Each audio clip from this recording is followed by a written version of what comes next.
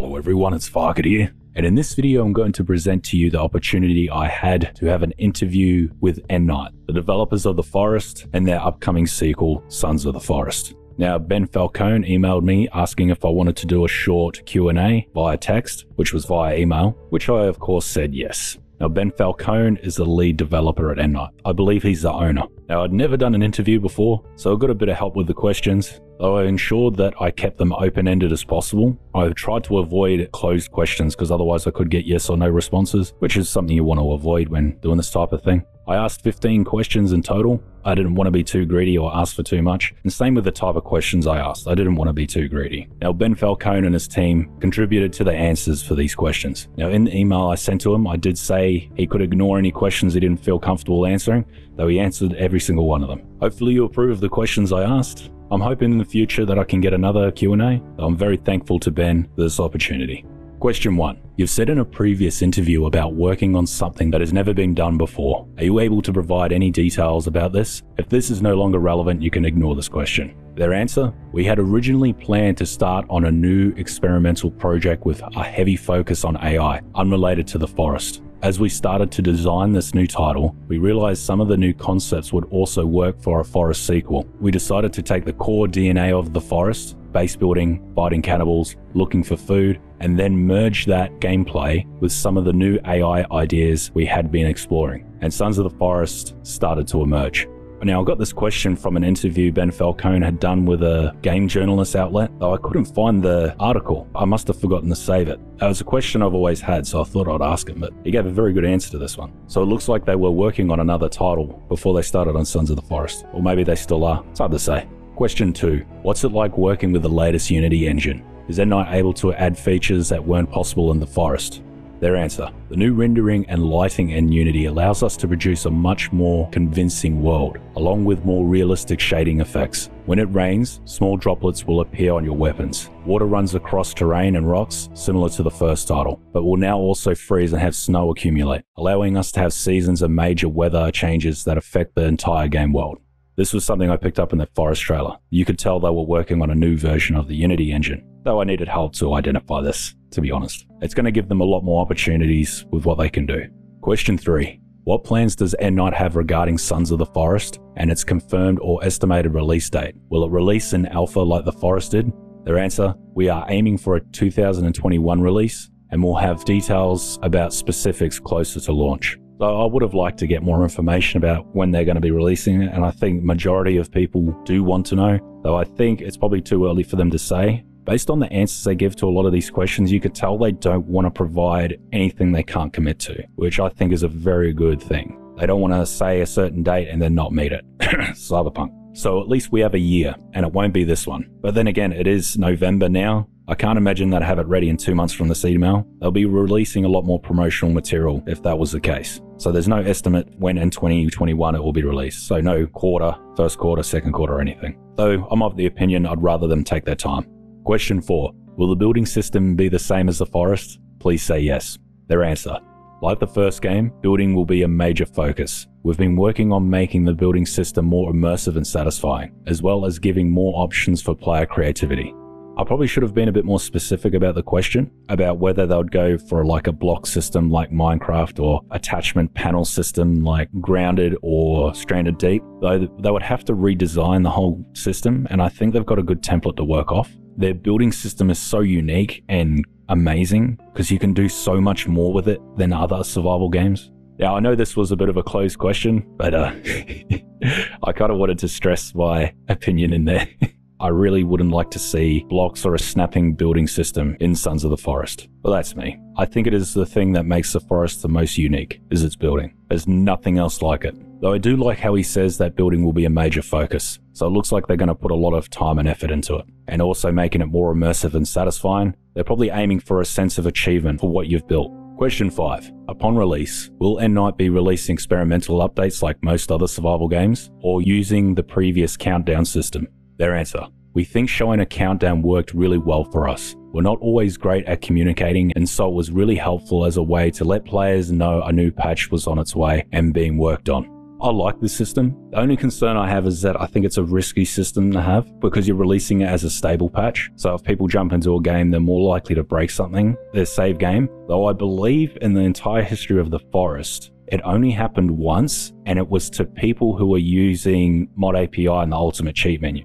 So based on their previous history, I think they should be fine going with a countdown system. Experimental updates are probably not necessary. I guess it really depends on the company. It's most likely that Endnight spend more time polishing their updates and making sure they work before they release. Question 6. The introduction of the worm to the Forest was met with controversy overall. What are Endnight's thoughts about it? Will it appear in Sons of the Forest? Their answer. Some ideas seem really cool until you actually put them in. The team here is split about 50-50 on it, and so as a compromise we ended up making its spawn chance extremely low. Sons of the Forest will include a brand new cast of creatures and cannibals for the players to deal with. The worm, John, won't be returning. I thought it would be really good to ask this question because I wanted to know their thoughts about it, because they haven't added anything to the game that caused people to get frustrated before, and this was something, and I wanted to know how they felt about it themselves. I think this is a perfect answer, because the concept of it, the mechanics of how the worm works are actually quite impressive, though to do all that work on it and not use it, that would be a bit silly. It makes sense why they took the approach they did, and we have confirmed that the worm is named John. I like how we put it in brackets. And he does say that the Sons will include a brand new cast. So it looks like probably most of the enemies that were in the Forest won't be returning. So we might get different variations of things. Like it's hypothesized that the New Virginia is that woman with the extra arms and legs, that thing that gets me a little bit excited. But anyway, it was really good to get their take on this. Question 7. When will Endnight be releasing more trailers, sneak peeks, etc.? Their answer. We are getting close to being ready to show some new footage. We had hoped to do so earlier, however 2020 has had its challenges. We do hope to show some things before the end of the year. So this is good news. We should see something within the next 8 weeks, 2 months. And I'm assuming that the challenges of 2020 would be obvious as to what they would be. If they're a company that prefers their developers work in-house, like at their headquarters, that would be difficult because of the travel restrictions that have gone on in 2020. So communicating with the team would be a bit more difficult. So yes, this is good news. We should see something soon. Question 8. Does Endnight plan to add an option for a censored version of Sons of the Forest? I've met quite a few children who love the Forest. Also, YouTube has become quite strict in the type of content that YouTubers upload. Some of my videos have been demonetized due to some of the content in the Forest. Their answer. We don't like the idea of censoring the game. We're big fans of horror here, including the blood and gore, and taking that out we think would change the game too much. Now I like their answer here, though there is a good reason I've asked this question. One is that my daughter's coming of age and she's going to be playing games soon, and I'd like her to play the game. And I actually don't care, I'll still allow my daughter to play it. Father of the year here, I do not care. Though YouTube has become quite strict in what you upload, and it's only getting worse. For example, I mark all my videos that they've got violence in them, but I have disagreed with the level of violence because there's now self-monetization. You have to say what's in your video before you can monetize it. And if you don't select correctly, you can get marks on your channel, whether you can be trusted to monetize your own content. After I got that strike, the next 5 or so videos had to be audited by YouTube before they could be monetized. The more you get right, you get a better rating. The more you get wrong, you get a worse rating. And you might be thinking, why does this matter? It's just YouTubers making money off ads. And I could understand that. However, if a game's too gory, got too much blood, or too much nudity, which is probably the big one that I'm concerned about, is that YouTubers won't play the game because they won't risk their content getting demonetized or their channel deleted in some cases, unless the YouTubers decide to make content and provide it without ad revenue. However, all of this is good, providing YouTube doesn't become more strict. Considering some of the content in the Forest, I think I've been lucky because there's a lot of female cannibals running around topless and without pants on. Same with the male cannibals. Though I'm kind of glad that they removed their junk. That's a good thing. Though it is something of a concern.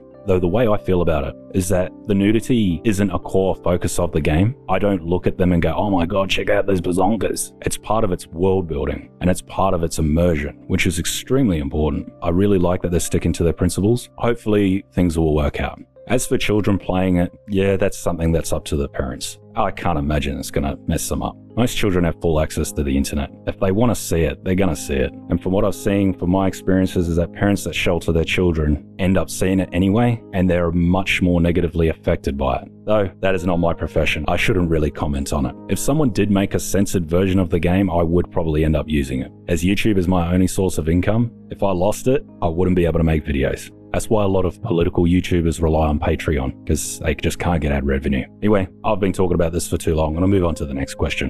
Question 9. What gameplay, content, or features does Endnight have ready at this stage? Their answer? We plan on showing some new footage and features soon. So with this one, I tried to ask a very open-ended question, though Endnight will probably rather show you than tell you. And I do like that appeal. It's actually an important thing with making a film. You don't tell the audience, you show the audience. We just have to be a bit more patient, that's all.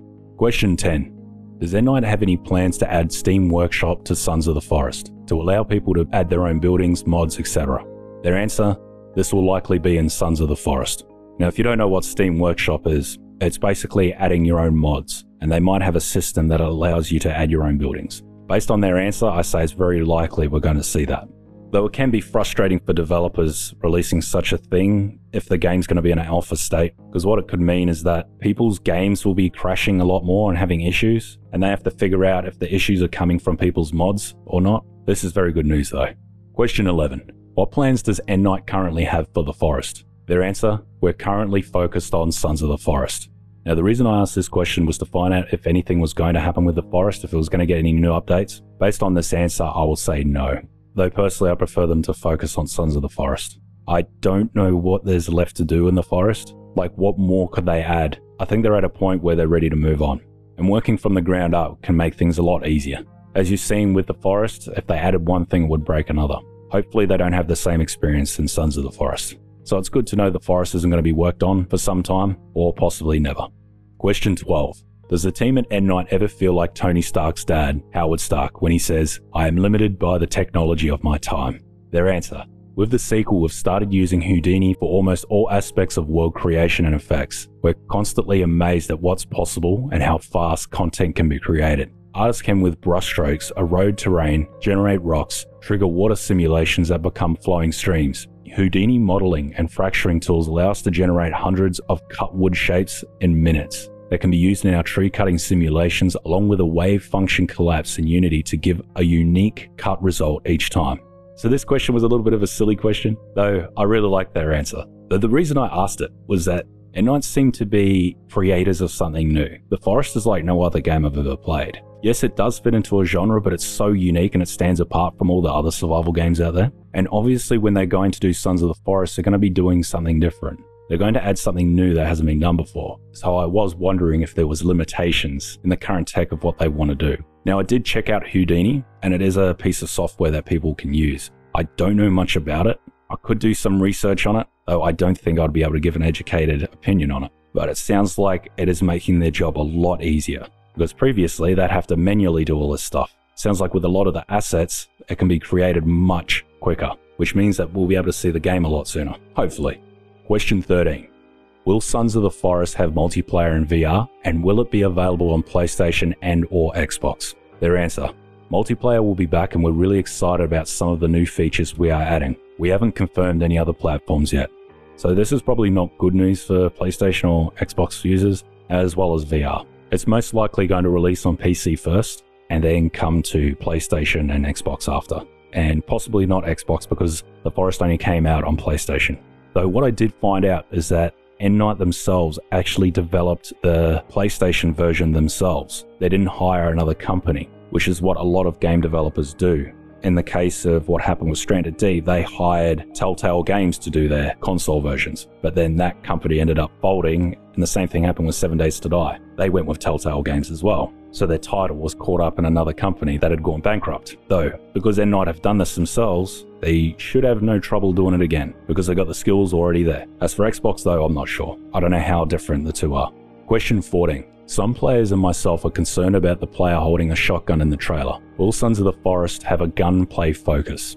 Their answer. With limited ammo, a lot of the combat will still tend to be melee focused. Players will have to decide if they use those few bullets they have on an easy to kill enemy or save them for an emergency.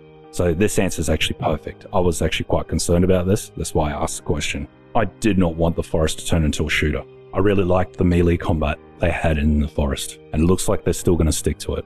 So the ammo for the shotgun will be very limited by the sounds of it. Whether more can be found or it respawns, I'm not sure. Might be a case of what they did with the flintlock pistol and the crossbow, where they made it quite difficult to get the ammunition. You could not use those weapons all the time as a way to kill the enemies, because with the crossbow, you could only hold 10 bolts at a time. And with the flintlock pistol, its ammo was rare, and they both took very long to reload, so it actually affected their usability. So I'm very happy with this answer. Question 15. Defense in the forest was mostly passive, with player relying on traps, and the catapult's uses were often too limited. What plans does Endnight have to expand upon defense in Sons of the Forest? Their answer: we're adding a lot more freedom in what types of traps can be built, and along with the other building improvements, we hope this will give players a lot more creativity as far as how they can defend their bases.